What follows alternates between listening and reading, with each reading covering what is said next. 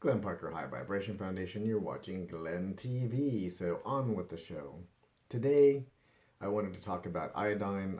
I take a particular iodine solution. I'm not so much taking iodine nowadays as getting a whole thing of trace minerals.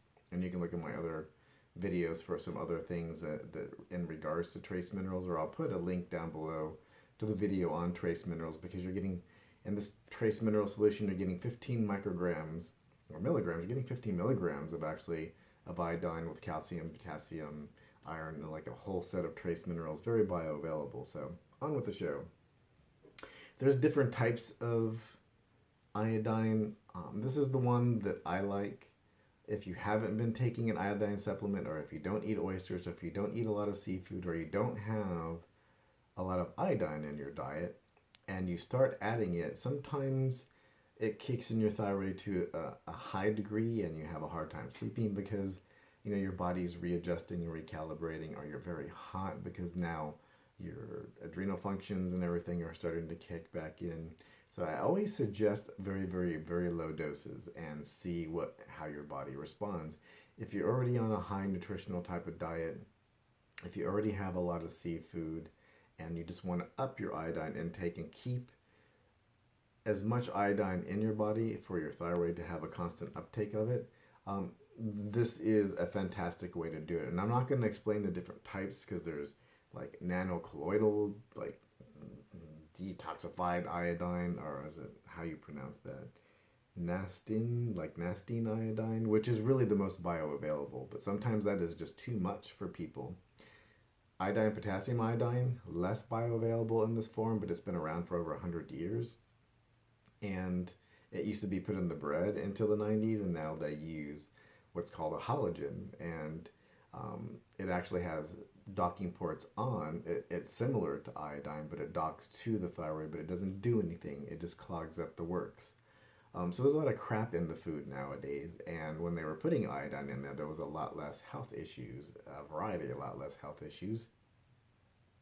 And, we're very mineral deficient, and iodine by itself, you could suck down this entire bottle, and it's not really going to do you any good unless you have your other trace minerals, because everything is synergistic, everything works together, everything has Sanazilla helpers, everything has binding sites, and they need other trace minerals to be able to do the proper binding sites, including on the thyroid, and be uptaken, put into your, into testosterone and all these types of hormone systems.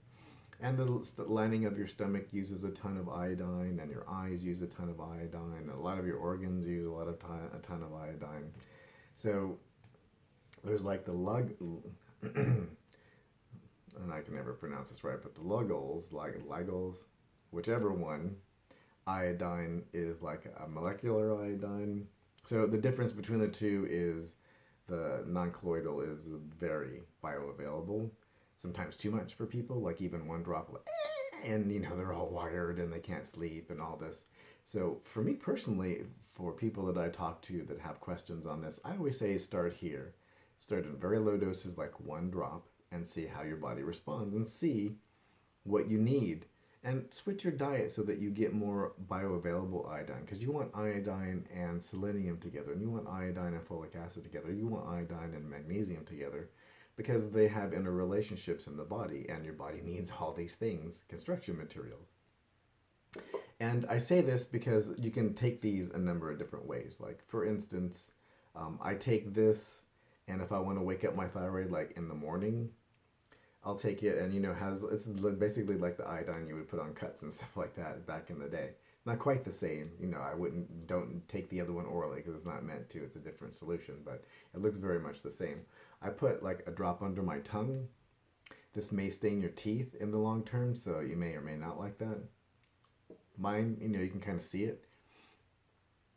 And my greens, like I have kale every day. I have to whiten my teeth through organic processes, like the coconut pull, where you pull coconut oil and stuff through your teeth.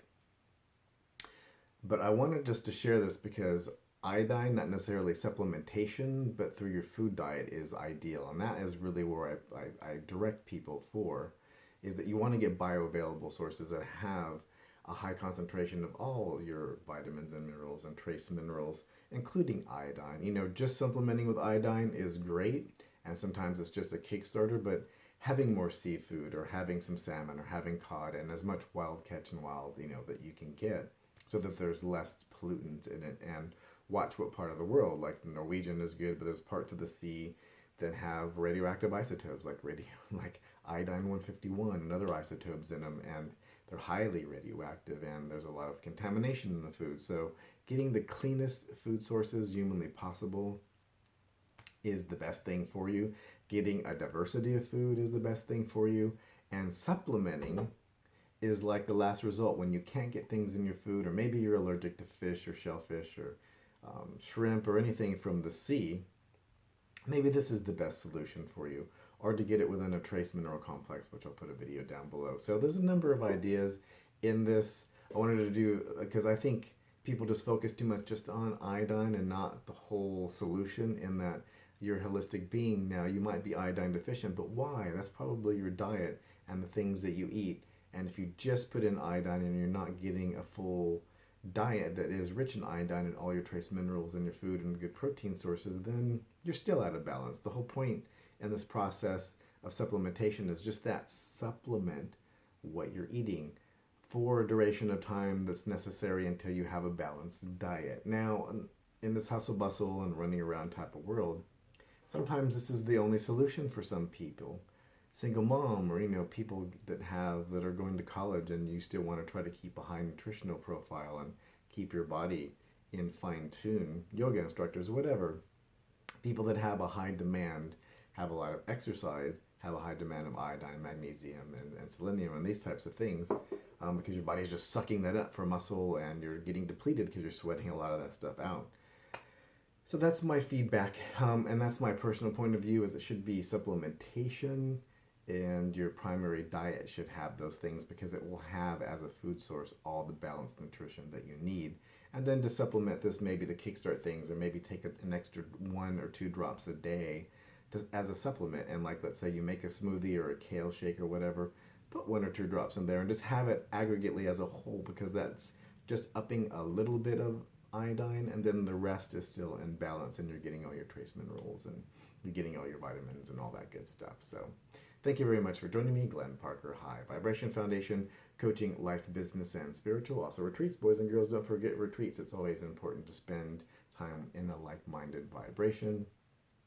There's tons of links down below. The one that will be for the trace minerals will be the first one, and if I think of anything else, that will be thereafter. But there's other links to my websites and different types of things in case you want some coaching or just have general questions. There's lots of resources there for you. And yes, you're